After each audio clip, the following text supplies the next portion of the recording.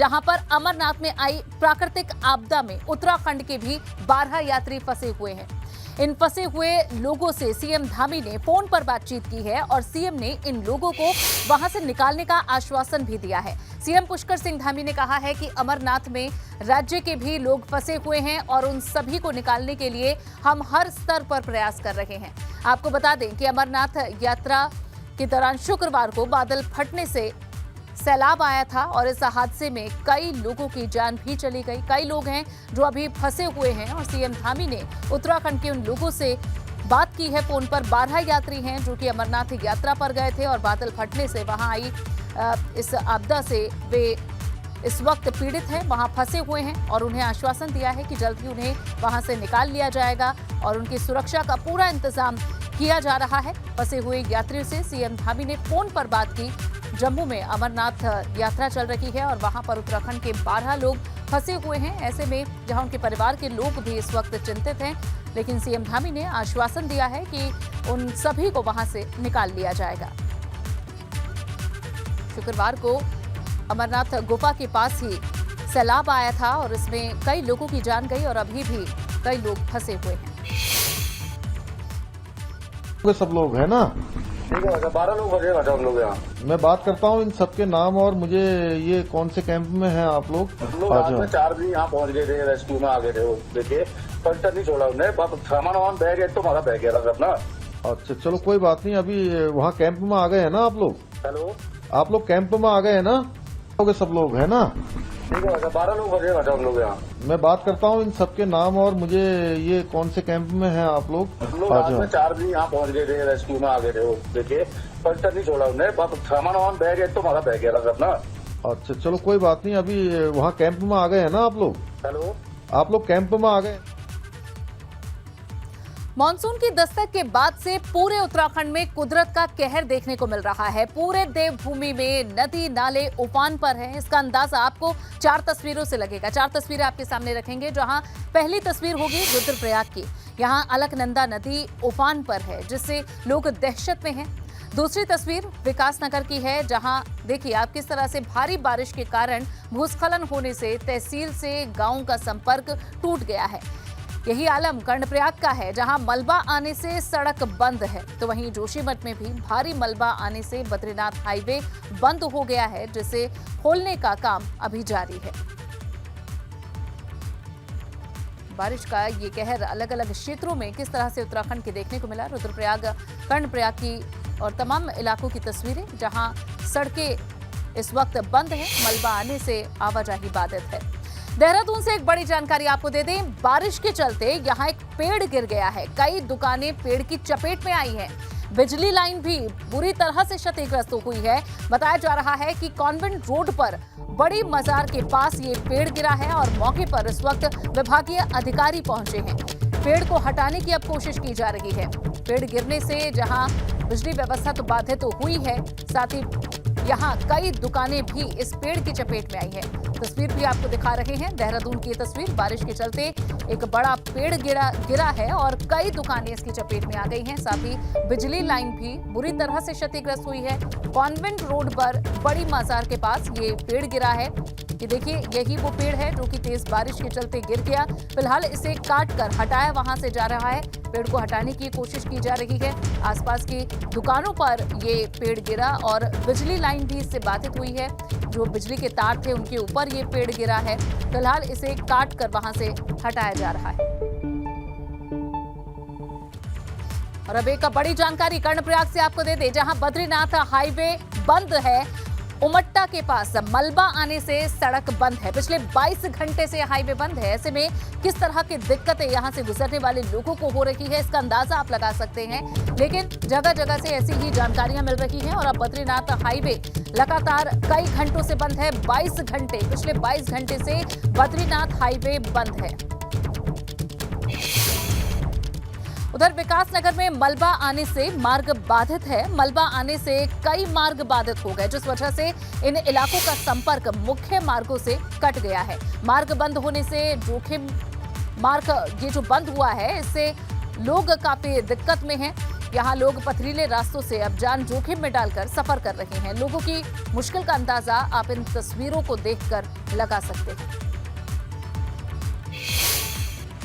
Joshimath Badrinath highway पर लोगों की मुश्किलें बढ़ी हैं। यहाँ जान जोखिम में डालकर तेज बहाव के बीच लोग अपने वाहनों के जरिए निकलने का प्रयास कर रहे हैं। भारी बारिश से उफान पर इस वक्त लामबगड़ नाला है और ऐसे में लोगों का यहां से निकलना भी जरूरी है। लोग एक बड़े रिस्क के साथ अपने वाहनों के जरिए यहां से निकल रहे हैं। आप देख सकते हैं कि लगातार पानी सड़कों पर बह रहा है। यहां काफी उफान वाले नाले भी दिख रहे हैं, लेकिन मजबूरी है और इसी मजबूरी में लोग अपने वाहनों को यहां से निकाल रहे हैं।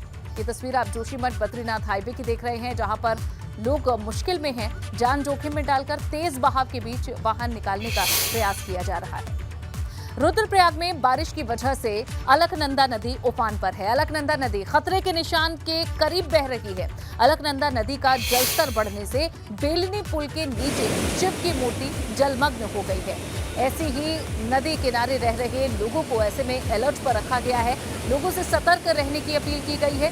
ये तस्वीर आप देखिए किस तरीके से अलकनंदा नदी खतरे के निशान के करीब इस वक्त बह रही है और अलकनंदा नदी का जलस्तर बढ़ने से बेलनी पुल के जो नीचे शिव की मूर्ति है वो भी जलमग्न हो चुकी है। ऐसी स्थिति में आसपास के मकानों को बड़ा खतरा रहता है। कटाव के चलते कई बार मकान बह जाते हैं और ऐसे में आसपास के लोगों को एहतियात बरतने, अलर्ट पर रहने के निर्देश प्रशासन की ओर से दिए गए हैं। और खबर पौड़ी से मिल रही है। विकास भवन के पास भूस्खलन होने की जानकारी है, जहां सड़क काटकर बनाया गया था डंपिंग जोन और बारिश के कारण ये भूस्खलन हुआ है, जहां सड़क पर खड़ी हुई कार क्षतिग्रस्त हो गई। तस्वीरें भी आपको दिखाएंगे। बड़ी जानकारी पौड़ी से, यही वो कार है जो क्षतिग्रस्त हुई है। पौड़ी की ये तस्वीर, विकास भवन के पास भूस्खलन होने से ये गाड़ी क्षतिग्रस्त हुई है। सड़क काटकर यहां डंपिंग जोन बनाया जा रहा था, लेकिन बारिश के चलते भूस्खलन हो गया और सड़क के किनारे खड़ी हुई कार क्षतिग्रस्त हुई है। इन्होंने उसका ऊपर एक नाली काट रखी थी जो गधेरे में जाती थी। उस नाली में मलबा डाल दिया ठेकेदार ने। अब वो पानी जब ऊपर से आया तो उसने वो सारी रोड बाधी, गाड़ी नीचे चली गई। एक मेरी गाड़ी तो नीचे चली गई, एक गाड़ी हैंग हो गई थी, कोई नठाने जी की थी। वो तो रात को खींच के वो निकाल दी। मेरी गाड़ी वहीं पड़ी। उधर कोटद्वार में भी नदी नालों का रौद्र रूप देखने को मिला है, जो लोगों को डरा रहा है। मूसलाधार बारिश की वजह से नदी नाले उफान पर है, जिसकी वजह से आसपास के इलाकों के लिए खतरा बन गया है और ये बारिश रुक नहीं रही है। नदी नालों के पास रहने वाले लोग अब अपने घरों को छोड़ने पर मजबूर हैं। आप देखिए कितने तेज बहाव के साथ नदियां बह रही हैं। कोटद्वार में नदी नालों का रौद्र रूप लोगों को इस वक्त डरा रहा है। लगातार मूसलाधार बारिश की वजह से नदी नाले इस वक्त उफान पर है और आसपास के लोगों में इस बहाव से किस तरह का डर होगा, इसका अंदाजा हम खुद लगा सकते हैं। एक्सक्लूसिव तस्वीर आपको दिखा रहे हैं। बारिश लगातार जारी है और नदी नालों के पास रहने वाले लोग अब अपने घरों को छोड़ने के लिए मजबूर हो गए हैं। चमोली में मूसलाधार बारिश ने मुसीबतें बढ़ा दी। यहाँ कुंटखाल इलाके में राष्ट्रीय उद्यान घाटी का पैदल मार्ग बंद हो गया है। बारिश की वजह से पैराटॉप और ग्लेशियर पॉइंट में रोड पूरी तरह से क्षतिग्रस्त है, जिसके चलते अब पर्यटकों को घांगरिया में ही रोक दिया गया है। सुरक्षा के चलते किसी भी टूरिस्ट को अब आगे जाने की अनुमति नहीं है।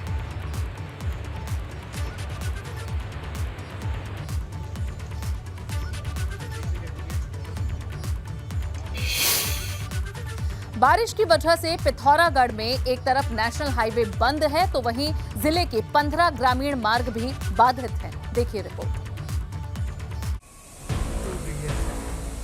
मानसून की बारिश पिथौरागढ़ के लोगों के लिए मुसीबत बनकर बरस रही है। मुनस्यारी जौलजीबी मोटर मार्ग सेरी चक्की मदरकोट के पास मलबा आने से बंद है, जिससे मुनस्यारी के लिए आवाजाही में समस्या हो रही है। बारिश और मलबा गिरने से जिले के 15 ग्रामीण मार्ग बंद है। उधर पिथौरागढ़ तवाघाट नेशनल हाईवे भी मलबा आने से बाधित है।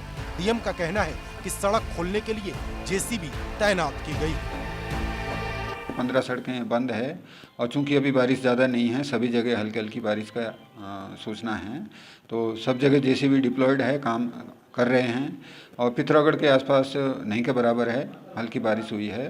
मुनस्यारी साइड में ही रात को 56 mm बारिश की सूचना जो सुबह 8 बजे रिकॉर्ड की गई है और बाकी जनपद में शांति है। बारिश की वजह से मदरकोट के प्राइमरी स्कूल की इमारत पर एक पेड़ गिर गया, जिससे स्कूल का शौचालय क्षतिग्रस्त हो गया है।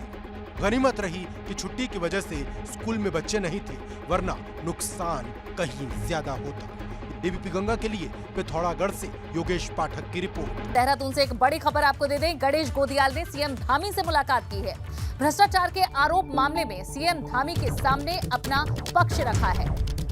बद्री केदार मंदिर समिति के अध्यक्ष रहने के दौरान का ये मामला सामने आया, जहां मामले में निष्पक्ष जांच के लिए गोदियाल ने सीएम से मुलाकात की है। आशुतोष डिमरी नाम के शख्स ने सरकार को पत्र भेजकर लगाए थे भ्रष्टाचार के आरोप और अब इस मामले में अपना पक्ष सीधे तौर पर सीएम के सामने रखा है।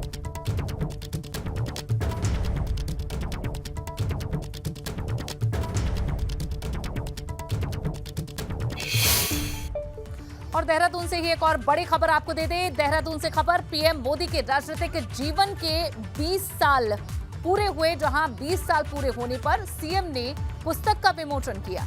20 साल पूरे होने पर सीएम आवास पर ये कार्यक्रम रहा, जहां कार्यक्रम में मुख्यमंत्री पुष्कर सिंह धामी, राज्यसभा सांसद नरेश बंसल मौजूद रहे।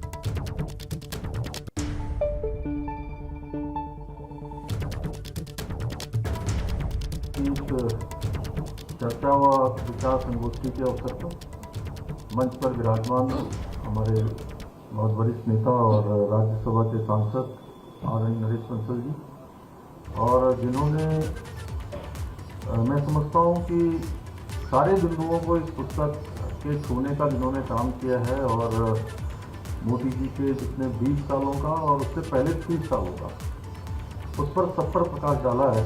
मैं कह भी रहा था प्रोफेसर सुरेखा डंगवाल जी, और जिन्होंने बहुत ही कम शब्दों में और बहुत ठोस तरीके से इस पुस्तक के सारे सारांश को हम लोगों के सामने रखा। जो लाल बहादुर शास्त्री अकादमी के भी डायरेक्टर रहे, यहाँ पर भी बहुत सारे हमारे उत्तराखंड सरकार के भी विभिन्न दायित्वों का उन्होंने निर्वहन किया।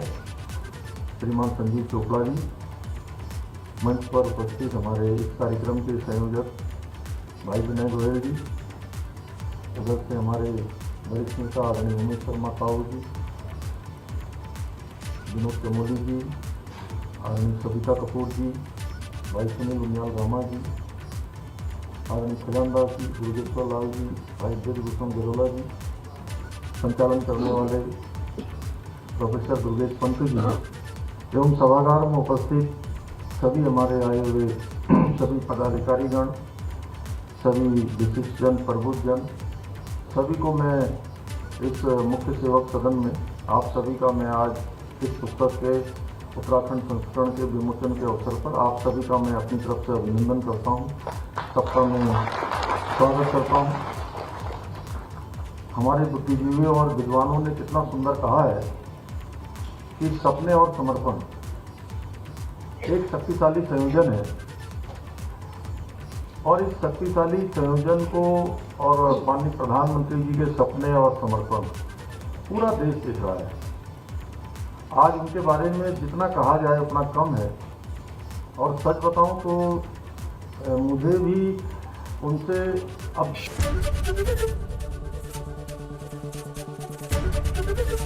एबीपी गंगा, खबर आपकी, जुबान आपकी।